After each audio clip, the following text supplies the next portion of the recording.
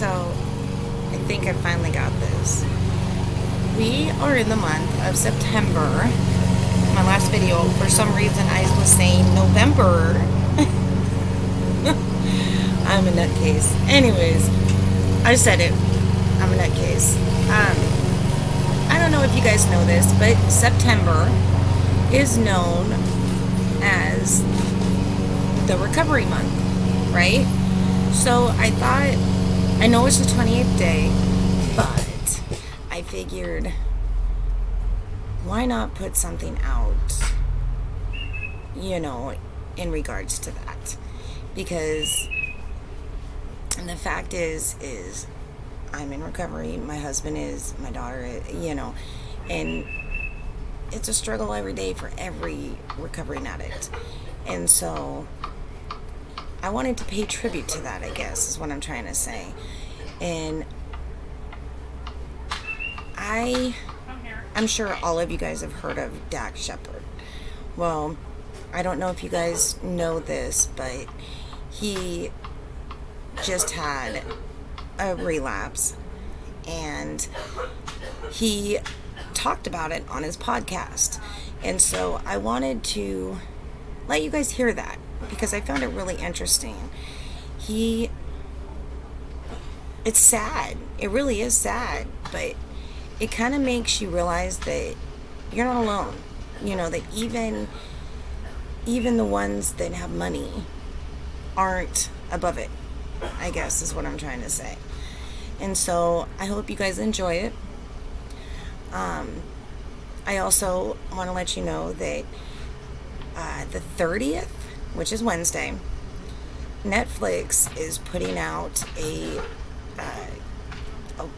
documentary on the Watts case. And it's basically in Shadan's voice, in her words. So I figured maybe I'll do a video on that in regards to that, and probably a couple other cases I have in my pocket. I hope you guys are having a wonderful week so far. I know it's only Monday, but you got this. And again, like I said, if you're in recovery, stay strong. You've got this. It's rough. I understand. Believe me, I understand. But you're strong. And we may not be able to beat it, but we can stay on top of it. And so, I hope you guys have a wonderful day or week.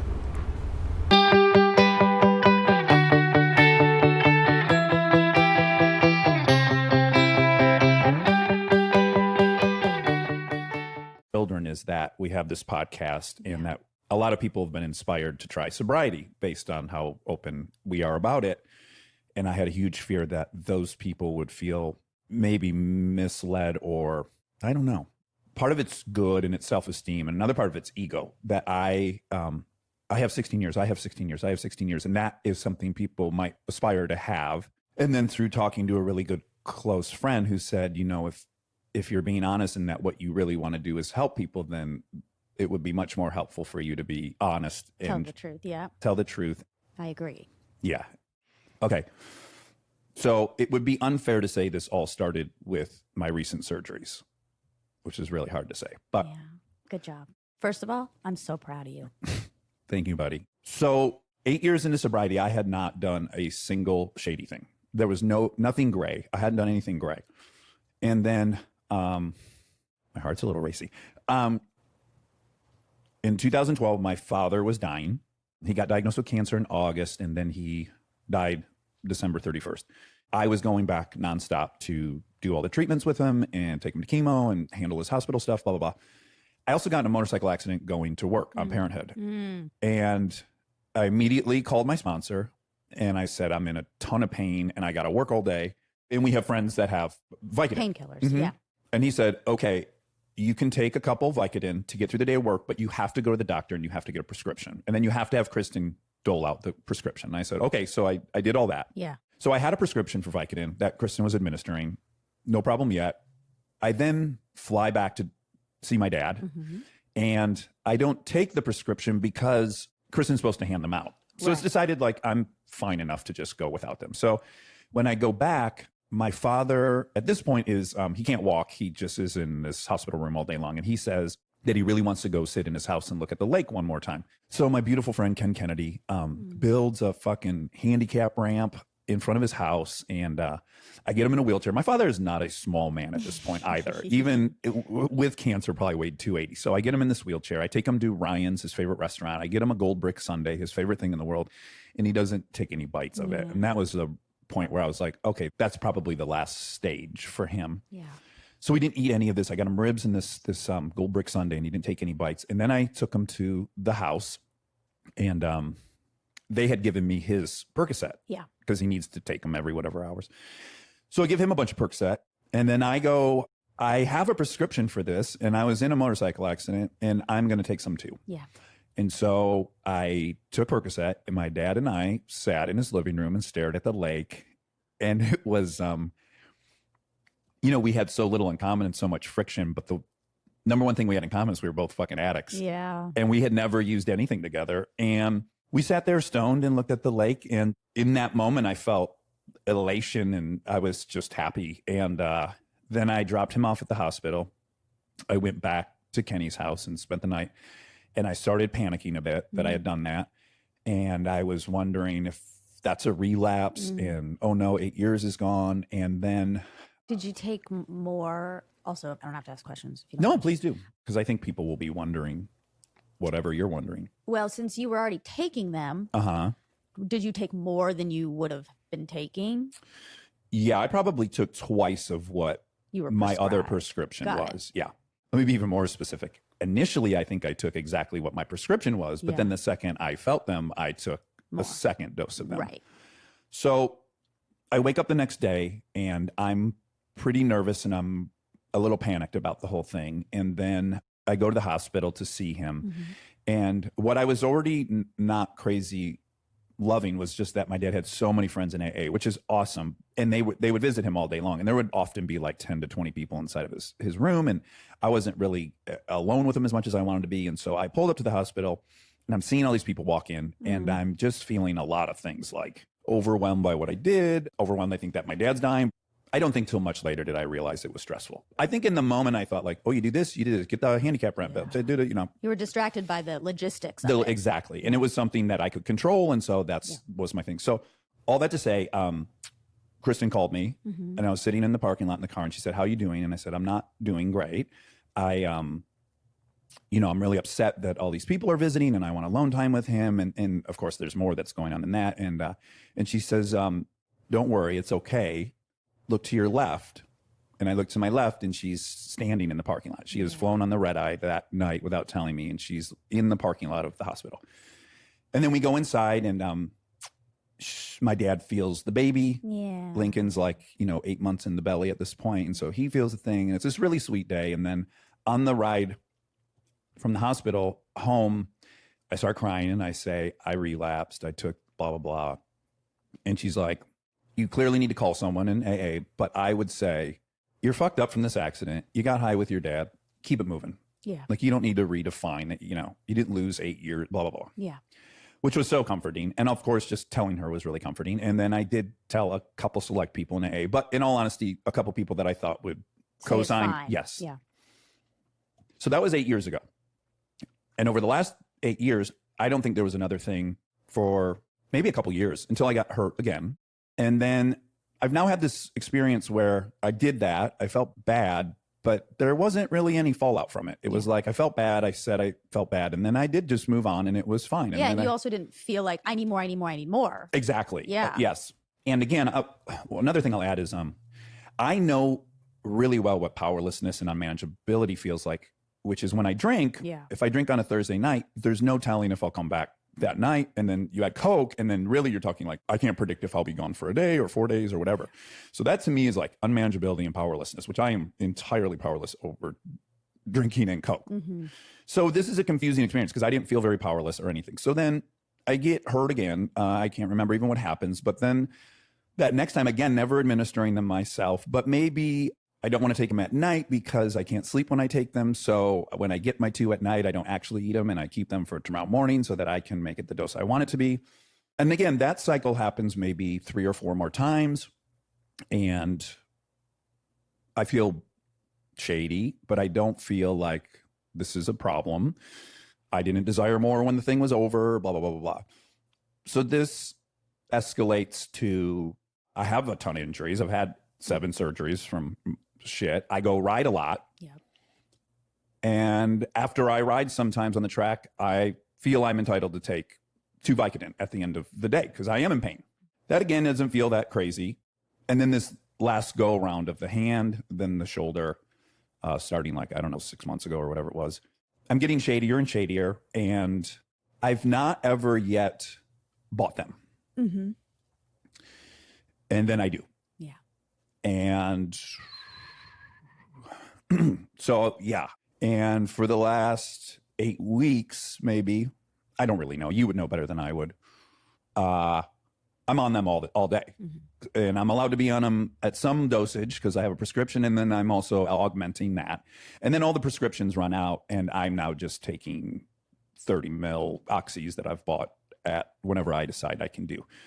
And again, in my addicty brain, I'm like, I don't take them after 4 so I can sleep. I'm taking stool softener so I'm not constipated. I'm doing all the dishes, and I'm being a dad, and I'm interviewing people, and the interviews seem to be going pretty well, and it's feeling very manageable. And I'm thinking, this is very manageable. And then primarily you start saying, what are you on? Or why are you different? Or what's happening? And I start lying to you pretty regularly. And I hate it. And I'm lying to other people. Yep. And I know I have to quit, but my tolerance is going up so quickly that I'm now in a situation where I'm taking, 8 30s a day. And I know that's an amount that's going to result in a pretty bad withdrawal. Yeah. And I start getting really scared, and I'm starting to feel really lonely. And I just have this enormous secret, and I create a schedule. You try to handle it yourself. I try to handle it myself, and I come up with a schedule that I'm going to take, 8, then the next day I'm going to take 7, then I'm going to take 6, and blah, blah, blah. And then I'm going to be down to a half. Well, day 1, when I'm supposed to step down, I'm like, oh, I wasn't anticipating that this was already going to feel bad after just 1 less. So I don't step down the first day, and then I don't step down the second day. And now I'm really panicking because I don't have many left, and I know it's getting worse. And I now start getting pretty visibly detoxy and withdrawal-y. And I lie and say I'm having an arthritis flare-up. And then 10, maybe 11, 12 days ago. Yeah, something like that. You and I are driving in the car, and I'm now on my 4th lie to you of the day. And I just I can't do it. I can't, I'm gaslighting you, and I know I am, and I'm making you feel crazy, and I'm making Kristen feel crazy. And, so I say to you in the car, I start crying a little bit, and I say, I have something to tell you, but I want to tell you and Kristen at the same time. So we go in the gym, and I give you the remaining stuff I have, and I say, please help me because I'm not doing this well. Yep. And now I don't really know what to do. I'm like, I've told you guys, I apologize for all the gaslighting I've been doing, and now I have this whole AA situation. And my more importantly, my ego in my 16 years, compounded by the fact that it's in the news that I have 16 years. I know the public element makes this so much harder than it is for another person, which is why I'm extra proud. By the way, I said, I don't think you need to start over. I think it's fine. I think we get through this. And let's also say why, because I think it's relevant. My fear was that if I have one day, I'm going to drink. Yeah. And I'm going to do coke because I haven't drank a beer in 16 years and I haven't snorted a line in 16 years. And if I have one day, then I might as well fucking have what I really want and then start over. And my fear of that is I know if I do that, it may take me 3 years to get that back in the cage, and I may die. Yeah. I just know what I'm like on those two things. And so and again, so it's very hard for me to know what part of this is like my addiction and what great stories I tell myself of reasons why I can't just be fucking humble and say I failed. I think I have a very legitimate fear that I would drink. And also I think my addiction is smart enough to say, you can't do that or you'll drink. So what I end up doing is going to a meeting after I tell you and Kristen, and I talk about the thoughts I had, which is, wow, that stuff's confusing because you're kind of functional and it doesn't feel powerless and it doesn't feel unmanageable. And so like I kind of just crack that door, but the guys there aren't necessarily thinking anything. And then the next night I go to a much smaller meeting with some really good friends of mine. And I cop to a lot of it. Yeah. I basically cop to getting a couple prescriptions that Kristen didn't know about, which again is not the full story. Right. And then Saturday I call my best friend, someone who I look up to so much, who's much older than me and has everything I want as a person, and 2 beautiful daughters, and he's just the most amazing man in the world. And I talk to him and I tell him everything. Yeah. And he says, you know, your number one character defect is your arrogance. You think you're so much smarter than everybody. And he said, and I know it because I suffer from the same one, which is true. I never thought I'm not an addict, but I thought I'm a smart enough addict to do this and be smarter than it and come up with a bulletproof game plan. And he said, you know, it's your number one character defect. And unfortunately, I know the antidote to it, which is humility. And there would be nothing more humbling for you than to tell everyone in our meeting and then ultimately tell everyone, period. And that was terrifying. That was so terrifying. And yet I could not deny that was the real antidote. Yeah. So then I am living in pretty big fear from Saturday till Tuesday. Also, I'm stepping down and I'm really very physically ill. Yeah. Yeah. Yes. I'm like sweating bullets. I'm jerky. My back kills. It's terrible. I've never detoxed from opiates, and I have so much compassion for these junkies who have like fucking cycled through this 20, 30 times. It's yeah. Oof, I know. Also, you just had your sobriety birthday. Yes. And oh yes. So let me add that. Yeah. Thank you. So my older friend who I worship, one of his first questions was, how'd it feel taking that 16-year cake at the meeting where everyone was being so kind to you and saying how much they admire you? And I said, it was the worst hour of my life. you were on them. Oh yeah. I was high at the meeting having people tell me that they admire my sobriety. And I said, it was the worst thing in the world, but my choices in my mind at that time were, don't go to the meeting on my 16th birthday, which would have been crazy. The biggest red flag in the world, and my secret would be out and I'm dead. And I'm really at that point thinking like, this is my life on the line. Is like the idea that I would have to quit these things tomorrow morning. It just, the irony, right? Because your life is on the line in the opposite way. In the opposite way. Yeah. But I have convinced myself at that point, again, stupidly and wrongly, that the love I've experienced in that room for the last 17 years has been conditional. They love me because I'm sober. Yeah. And I really convinced myself of that. Yeah, you have an MO of that where you think people love you because they love you because you're a good driver. They love you because of this and that.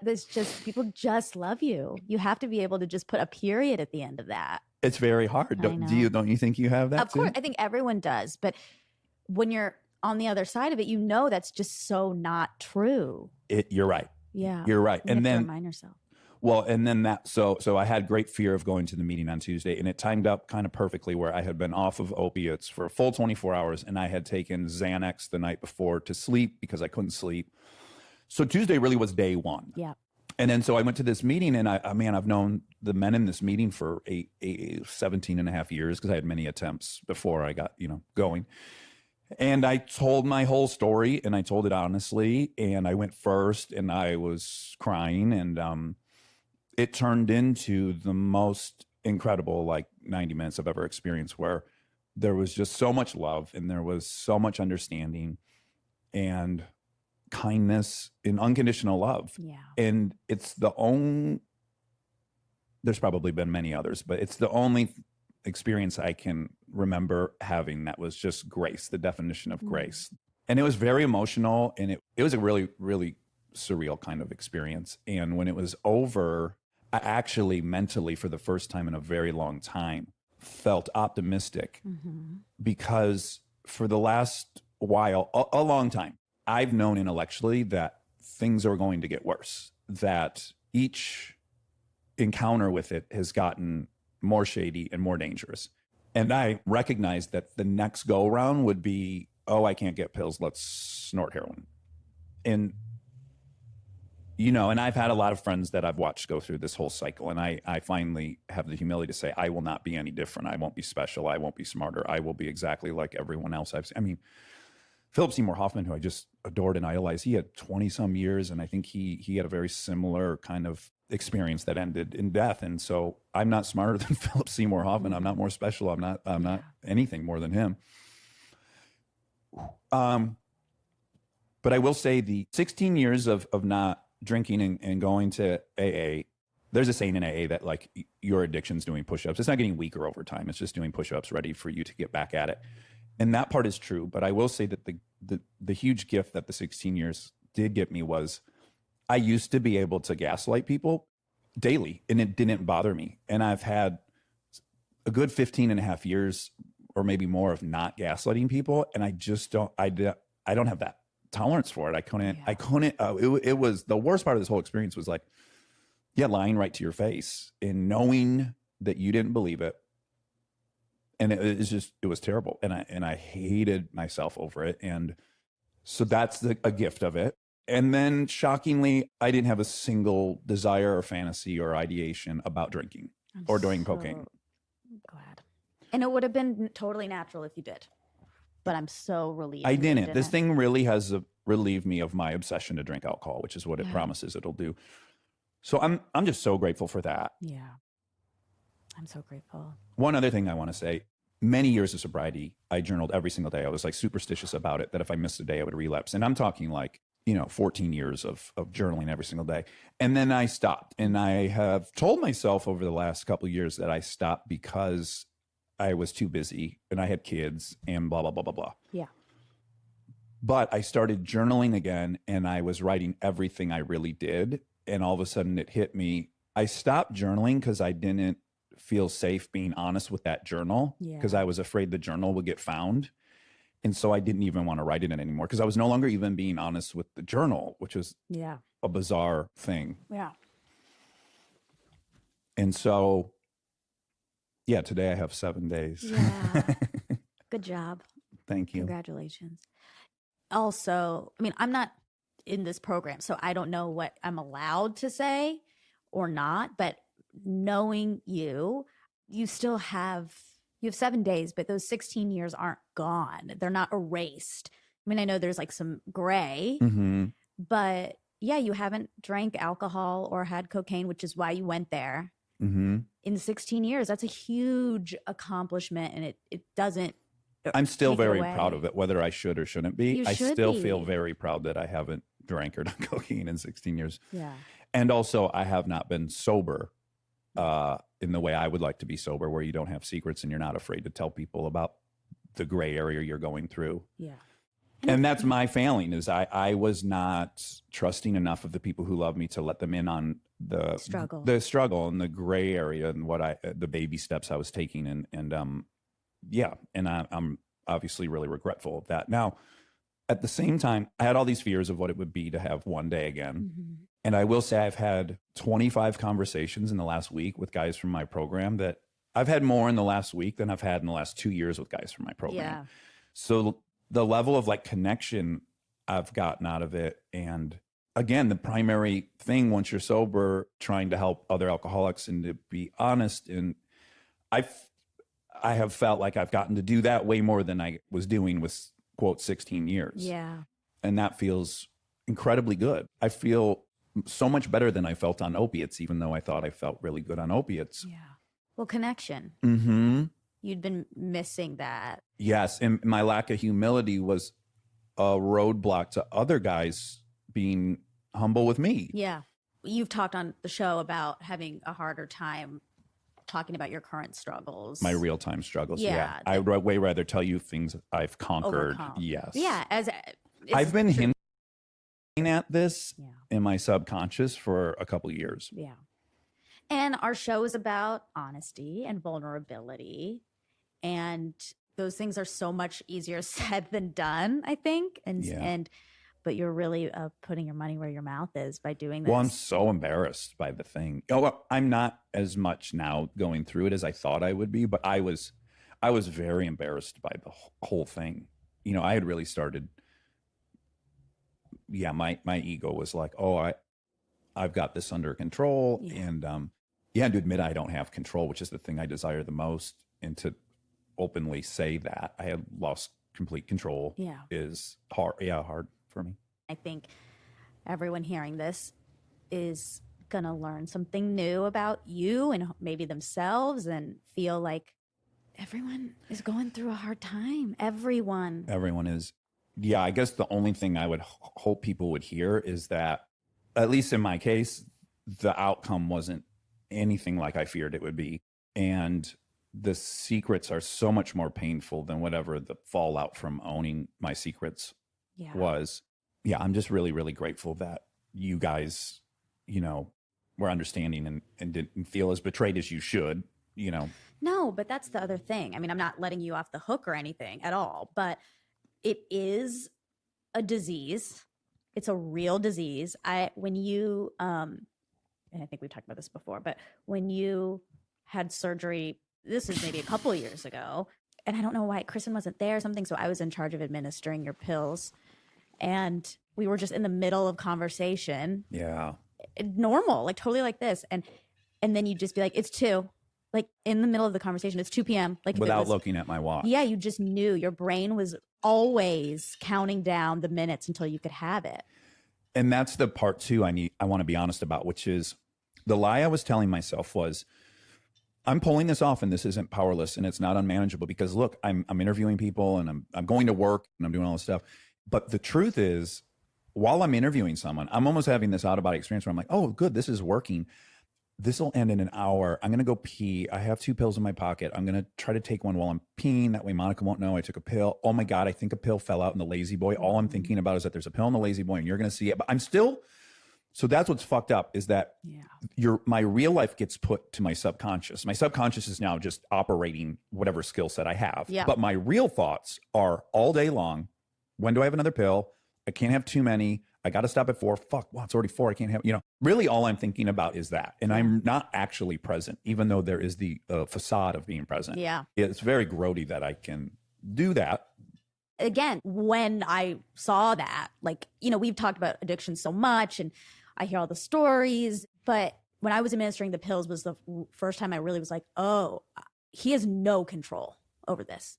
I don't know. It just really opened my eyes to it in a new way. Like intellectually, I can understand it, but I felt like I could understand it emotionally for the first time, of your lack of control over it. And so I was like, this is a disease. I really get that now. Like, this is not a choice. So after that experience, I was like, became very hyper aware of any time there were pills or injuries or just generally. I was just really hyper aware of anything that felt a little off, because I just really felt like, no, this isn't. He's not going to be in control of this. Yeah. But and the other big thing that I hope people take, that you were brave enough to ask for help when you really needed it.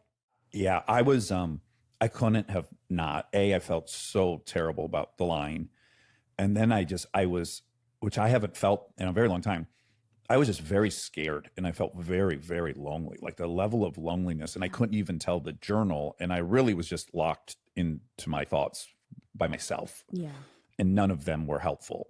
But some people feel all that and then they still don't ask. And that is when I think things really spiral out of control. And so you have to ask for help if you need it. Yeah. I'm so grateful that you and Kristen are people I would feel safe to ask for help from. I'm so grateful that I have you guys in my life. And do you miss it? Getting high? Yeah. I don't. I feel so much better. Again, I knew my life was going to get worse and worse and worse. Mm-hmm. Like, I knew it. And I now feel, again, like my life's going to get better. Yeah. I'm going to feel less sick from it. I'm going to be less sweaty every night.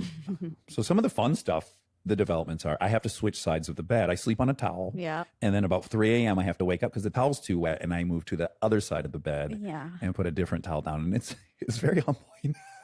Yeah. You should put one of Delta's pee-pee pads under. I should.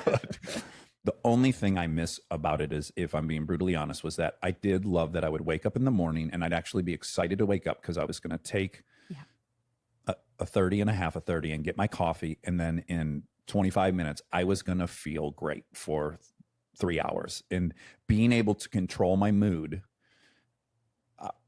I loved being able to control my mood, being able to predict how I was going to feel, and my, endless desire for control. That made me feel like I could control that, how I felt. I enjoyed that part. Yeah, of course. Yeah. And then when I would go off them, I would feel like shit. So it would kind of confirm, oh, right, you just let yourself be yourself. It's not very pleasant. And but X, part Y, of and that Z, is but just... it's all this.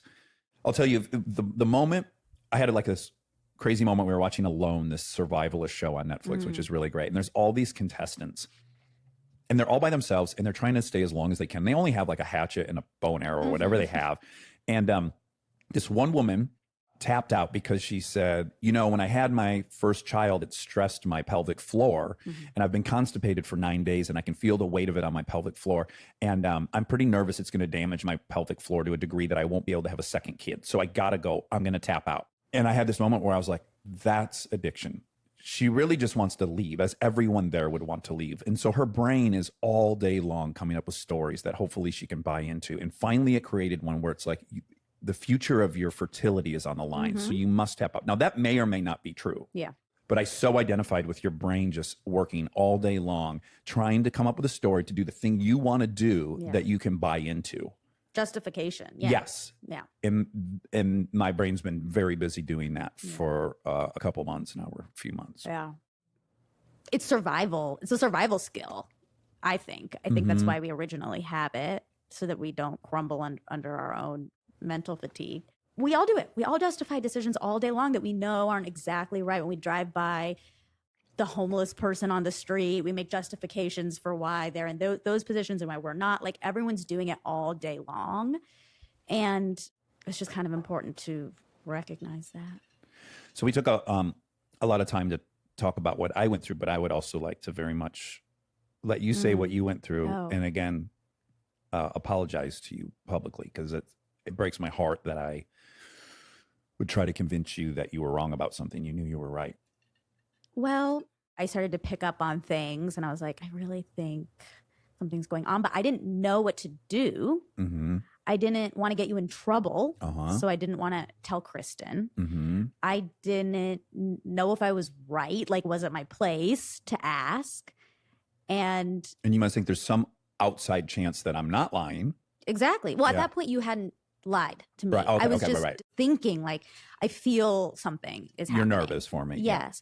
Yeah. And I almost texted a mutual friend who's also sober, and I almost asked him, what do I do if I think...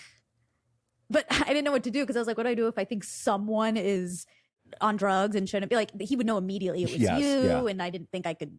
Well, you're probably susceptible to the same thing I was telling myself, which is, if I have one day, I'm going to go drink. Yes. So you probably feel the stakes of that as well. All of it. Yeah. And after your hand surgery, so this is at the beginning of quarantine. And you had a hand surgery, and I was living at the house because I had just had the seizure. It was a great, oh my God, great stretch for everyone. I was living in the house because of the seizure. You broke your hand. We thought Kristen had corona for like 4 days. Yes, she was quarantined in the bedroom. She was quarantined. And I was so stressed. Like, I think max capacity stressed out. Because I was like, oh my God, Kristen's going to be quarantined for 2 weeks. Dax's hand is broken, so he can't do anything. So now I'm going to be watching these children for 2 weeks. I think I'm probably going to have another seizure in this time. Like, I was really stressed out. Yeah, one of those mornings your back hurt. Yeah. And also, I knew that there were pills in the mix, and I was stressed out about that. Yeah. But I couldn't really tell anyone about that. I found them and I counted them. Some were missing. And I was so stressed out. And Jess texted me And he said, how is it going over there? And I said, I'm so stressed out. I don't know what to do. I'm nervous about the seizure. Kristen's in quarantine. There are pills missing. Uh-huh. And what I did not realize is he texted both of us. We were on a group text, and he said, how's everything going? So I responded to the group, me and you and him. And he called me immediately, and he said, you need to find his phone, and you need to delete that. And this is at night. This is like midnight or something. You're sleeping. And I just said, nope, I'm not gonna try to delete it. I'm not gonna do anything. And then I woke up and I said, you're not gonna like this, but you're gonna see a text on your phone, and it's with Jess. And, you know, I don't really know what to do in these situations. Oh, at that point, I had already asked you a few times about stuff, and you had lied. So I didn't know what to do because I felt like I knew I was right. In this case, there were pills missing. So I was validated, but then didn't know how to talk to you about it. And I didn't want to get you in trouble. That's on me. And so I told Jess, and then I told you accidentally. And then I said, you know, Jess, I feel like I have to have some sort of outlet. So I've picked him. Yeah. And then you just said, okay, you weren't mad at me or anything. No, I felt really bad that you would be in a position that you would have to count the pills, because I am that person. And I know I'm stressing you out.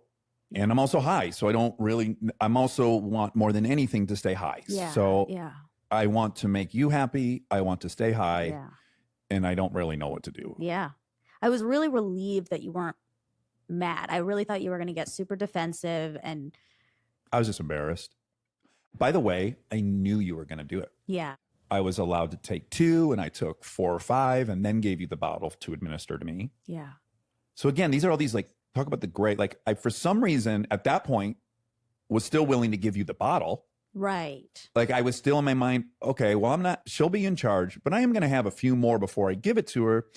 Hope she doesn't notice, but I know Monica, she's going to notice. And so when I handed them to you, it was kind of like a ticking clock. I really knew what was coming. Yeah.